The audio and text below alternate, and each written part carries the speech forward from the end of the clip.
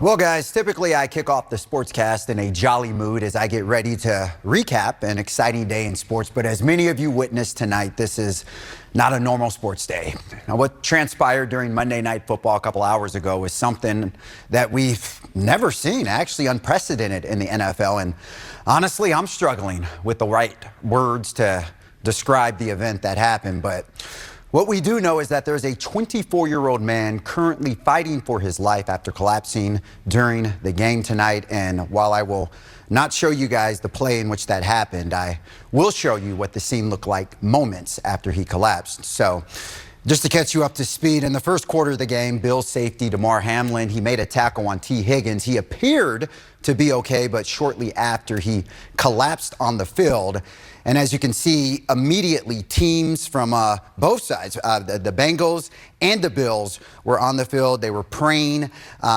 We do understand that medical personnel were applying CPR to him on the field. We were told that when he left the field in the ambulance, they were providing oxygen for him.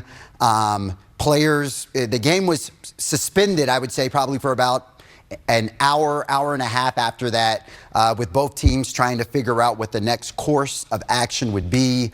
As you see there, Bills players praying for them as you see the ambulance with Hamlin inside going off in the background. Now, both coaches did get together to discuss, and you see that right here, discussing exactly what they were going to do about this game. But obviously, after witnessing something that tragic, they felt it was in the best interest of the players to suspend the game for the time being. Now, both teams did go back to their locker rooms. They were in there for an extended period of time. They are still in there at last check.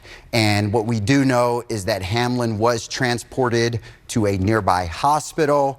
At this time, he is listed in critical condition, but obviously the hearts and prayers of everyone throughout the NFL world and just the sports world in general are, lifting Hamlin up in prayer.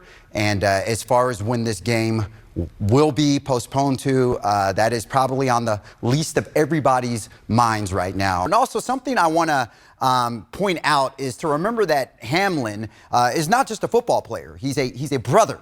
He's a son. His mother was actually at the game tonight, and she rode with him to the hospital. And, if there's anything positive that came out of this tragic situation, listen to this.